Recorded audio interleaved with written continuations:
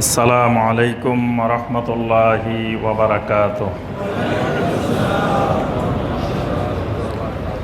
নবী সাল্লাল্লাহু আলাইহি ওয়াসাল্লাম বলছেন, শিরক আছে, যত বিদআত আছে, এগুলার মূলে হইল সালাফদের মানহাজে কোরআন এবং হাদিসকে না বুঝে নিজে নিজে বা নিজেদের মাধ্যমে বোঝার কারণে এই শিরক এবং বিদআতের আবিষ্কার হয়েছে। যতগুলো শিরক এবং বিদআত আছে, এবং দেখবেন প্রত্যেক শিরক বিদআতের দলিল দেওয়া হয়। বাংলাদেশে এখন এমন কোনো শিরিক নাই, এমন কোনো বেদাত নাই যেটার পক্ষে কোরআন হাদিসের দলিল দেওয়া হয় না। এখন দেখবেন শিরিকের পক্ষে দলিল দেওয়া হয়, তারপরে বেদাতের পক্ষে কোরআন হাদিস থেকে দলিল দেওয়া হয়। তাহলে দলিলগুলো শিরিক বেদাতের পক্ষে কিভাবে আসলো? অর্থাৎ তারা সালাফদের মানহাজ থেকে বিচ্যুত হয়ে গেছে। এখন নিজে নিজে একটা আয়াতকে বুঝে যেখানে মিলে সেখানে লাগাই দেয়, যেটাকে সাহাবায়ে কেরাম তাবেঈনে কেরাম এই আয়াত দ্বারা এটা বুঝেন নাই, তারা সেটা বুঝে ফেলেন।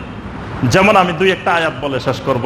সূরা আল মায়েদার 35 নম্বর আয়াত, আল্লাহ পাক বলছেন, ইয়া আইয়ুহাল্লাযীনা আমানুত্তাকুল্লাহ ওয়াবতাগু ইলাইহিল ওয়াসিলা। এই আয়াতটা তো সাহাবায়ে কেরামের যুগেও ছিল, তাবেঈনদের যুগে ছিল, তাবেঈনদের যুগে ছিল, যুগে যুগে চলে আসতেছে আয়াত। এটা 1400 বছর। কিন্তু এই 1400 বছরে দেখেন কোন যুগে এই ওয়াবতাগু ইলাইহিল ওয়াসিলা দ্বারা ফির ধরতে হবে এইটা কোনো সালাফেরা বুঝেন নাই। সাহাবায়ে কেরাম এটা বুঝেন নাই, তাবেঈনে কেরাম বুঝেন নাই, তাবেঈনে কেরাম বুঝেন নাই। বুঝলে তো তারা সাহাবায়ে কেরামেরা ফির বানাই নিতেন, তাবেঈনে কেরামেরা এরকম বড় বড় ফির খানকা দরবার বানাই নিতেন, তাবেঈনেরা বানাই নিতেন। বানায় সেখানে লক্ষ লক্ষ মুরিদ থাকতো, পাগড়ি ধরতো, গামছা ধরতো, বিভিন্ন ভাবে তারা এসব জিকির আজকার করতো, ওইগুলা করতো। কিন্তু আমরা তো এগুলা কোনো জাল হাদিসেও দেখি না। কারণ কি? তারা এই আয়াতে কারিমা দ্বারা এটা বুঝেন নাই। কিন্তু এখন দেখবেন যারা এই ব্যবসা করতেছেন তারা এই আয়াত দিয়ে দলিল দিচ্ছে যে আল্লাহ বলছে ওয়াবতাগু ইলাইহিল ওয়াসিলা, ওসিলা ধরতে বলছেন, ওসিলা অনুসন্ধান, ওসিলা হলো পীর সাহেব তরিকা। তাহলে এই আয়াতের অপব্যাখ্যা হলো কেন? ওই সালাফদের মানহাজে আয়াত বুঝে নাই, কোরআন বুঝে নাই, নিজেরা কোরআন বুঝছে। সূরা বানী ইসরাঈলের 82 নম্বর আয়াত, আল্লাহ পাক বলছেন, ওয়া নুনাজ্জিলু মিনাল কুরআনি মা হুয়া শিফাউন ওয়া রাহমাতুল লিল মুমিনিন। আমি কোরআনকে নাজিল করেছি মুমিনদের জন্য শিফা এবং হেদায়েত। এই আয়াত দলিল হলো তাবিজের ব্যবসার দলিল। দেখবেন বাংলাদেশে যারা তাবিজের ব্যবসা করে তারা এই আয়াত বলেন যে আল্লাহ বলছেন কোরআন তো শেফা, তো কোরআন দিয়ে তাবিজ দিলেই তো শেফা হবে না, শেফা হবে কেন? মানে আল্লাহ পাক যে এখানে কোরআনকে শেফা বলছেন, শেফার ব্যাখ্যা অন্যান্য আয়াত আল্লাহ পাক দিচ্ছেন শেফাউল লিমা ফিস সুদূর। এটা হলো অন্তরের যত রোগ হয় এই রোগগুলো শেফা দান করে। শিরক, কুফর, নেফাক, বেদাত, অন্তরের যে রোগগুলো আছে এগুলোর শেফা হয়। এজন্য কোরআনকে আল্লাহ পাক শেফা বলছেন। কিন্তু তার অর্থ এই নয় যে কোরআন দিয়ে তাবিজ দিতে হবে। এই আয়াত দিয়ে সালাফেরা এই ব্যাখ্যা বুঝেন নাই, পরবর্তীতে নিজে নিজে বুঝে গেছে। তাহলে সালাফদের আলোকে যদি এই আয়াত বোঝা হইতো তাহলে আর তাবিজ ব্যবসা চলতো না। সূরা তাওবার 119 নম্বর আয়াত, যেটা একটু আগে বলছি, কুনু মা'আস সাদিকিন বলে ফির ব্যবসার দলিল। অথচ যুগে যুগে সালাফেরা সাদিকিন মানে এরকম ব্যক্তিদেরকে বুঝেন নাই, তারা সাহাবায়ে কেরামদেরকে বুঝছেন সাদিকিন। তারপরে সূরা আন-নিসার 59 নম্বর আয়াত, ইয়া আইয়ুহাল্লাযীনা আমানু আতিউল্লাহা ওয়া আতিউর রাসূলা ওয়া উলিল আমরি মিনকুম। আজকে বাংলাদেশে উলিল আমরি মিনকুম দিয়ে দলিল দেওয়া হয় যে দেখো আল্লাহ বলছেন মাযহাব মানতে হবে। তো কোরআনে মাযহাব মানার কথা আছে, কোথায় আছে? সূরা আন-নিসার 59 নম্বর আয়াত। কি আছে? ওয়া উলিল আমরি মিনকুম। আল্লাহ বলছে তোমাদের মধ্যে যারা উলিল আমর তাদেরকে আনুগত্য করো। তো এখানে উলিল আমরের আনুগত্য করতে বলছে। উলিল আমর কারা? আল উলামা ওয়াল উমারা। সমাজের যারা ওলামায়ে কেরাম, যারা শাসক, তারা হলেন উলিল আমর। তাদেরকে মানতে হবে। তাদেরকে না মানলে তো সমাজে বিশৃঙ্খলা দেখা দিবে, সমাজে অশান্তি দেখা দিবে। আল্লাহ পাক এর জন্য তাদেরকে মানতে বলছেন। তো এখানে তো মাযহাব মানার কোনো মানে নিকটবর্তী সম্পর্ক তো দূরের কথা, দূরবর্তী সম্পর্কও নাই। এবং এই 1400 বছর ধরে কেউ এই আয়াত দ্বারা এটা বুঝেন নাই। তাহলে এখন দলিল দেওয়া হচ্ছে কেন? সালাফদের মানহাজ থেকে বিচ্যুত হয়ে যাওয়া, যে সালাফেরা এই আয়াতটাকে যেভাবে বুঝছে সেভাবে না বুঝা।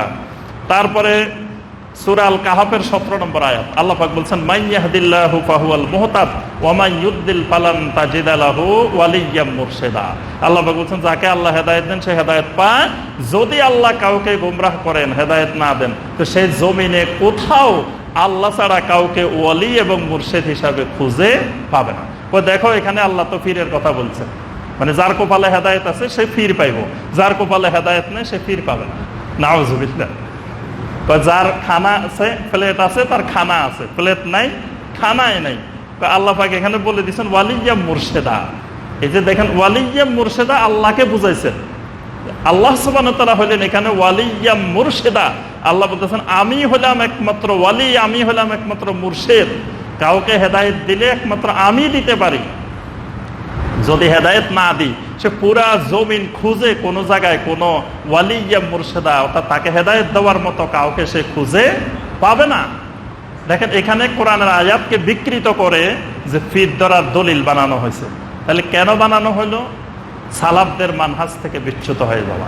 যে সালাফরা আয়াতটাকে যেভাবে বুঝেছেন, সালাফদের ব্যাখ্যাগুলো তাফসিরের মধ্যে আছে। সেই সাহাবায়ে কেরাম থেকে শুরু করে আজ পর্যন্ত সালাফে সালেহিনেরা যে এই আয়াত দ্বারা যা বুঝেছেন তা তাফসিরের ভিতরে আছে। কিন্তু থাকার পরেও দেখা যাচ্ছে যে ওই সালাফদের ব্যাখ্যাকে গ্রহণ না করে নিজেদের মতো ব্যাখ্যা করা। এই যত শিরিক এবং যত বেদাত আছে আমাদের এই বাংলাদেশে, সবগুলোর মূলে কিন্তু এটা যে সালাফদের মানহাজ থেকে বিচ্যুত হওয়া। সালাফেরা যেভাবে কোরআন হাদিস বুঝেছেন সেই বুঝের আলোকে না বুঝা, সেই বুঝ থেকে বিচ্যুত হওয়া। এই জন্য সম্মানিত মুসল্লিয়ানে কেরাম, আমরা সংক্ষেপে আসলে বিস্তারিত বুঝাইতে পারিনি। বিস্তারিতভাবে বুঝাইলে আরো সঠিকভাবে আমরা মানহাজ বুঝতে পারতাম। তো সংক্ষিপ্ত ব্যাখ্যায়, সংক্ষিপ্ত খুতবার মধ্যে আমরা যা আলোচনা করেছি, আমরা সবাই আরো মানহাজের উপরে পড়াশোনা করার চেষ্টা করব। বর্তমানে আলহামদুলিল্লাহ বাংলা ভাষায় একটা বই আছে মানহাজের, শেখ সালেহ আল ফাওজান হাফেজাহুল্লাহ। বর্তমান বিশ্বের বলা যায় সবচেয়ে বড় আলেম শেখ সালেহ বিন ফাওজান আল ফাওজান হাফেজাহুল্লাহ।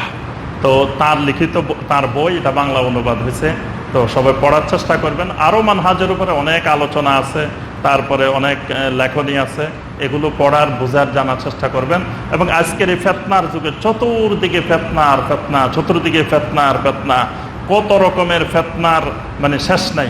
এই ফেতনার সময়ে সঠিক আকীদা এবং সঠিক মানহাজের উপরে থাকা, এটা আল্লাহ সুবহানাহু ওয়া তাআলার রহমত না হইলে কারো পক্ষে সম্ভব নয়। এই জন্য আমাদেরকে সবসময় চেষ্টা করতে হবে যে যাতে সঠিক আকীদার উপরে এবং সঠিক মানহাজের উপরে যেন আমরা অটল থাকতে পারি। আল্লাহ রাব্বুল আলামিন আমাদের সবাইকে সহি আকীদা এবং সহি মানহাজের উপরে ইস্তেকামত থাকার তৌফিক দান করুন। সহি আকীদা এবং সহি মানহাজকে বোঝার তৌফিক দান করুন। আমিন ইয়া রাব্বাল আলামিন। আকুলু কাওলি হাযা ওয়া আস্তাগফিরুল্লাহ লি ওয়া লাকুম ফাস্তাগফিরু ইন্নাহু হুয়াল গফুরুর রহিম।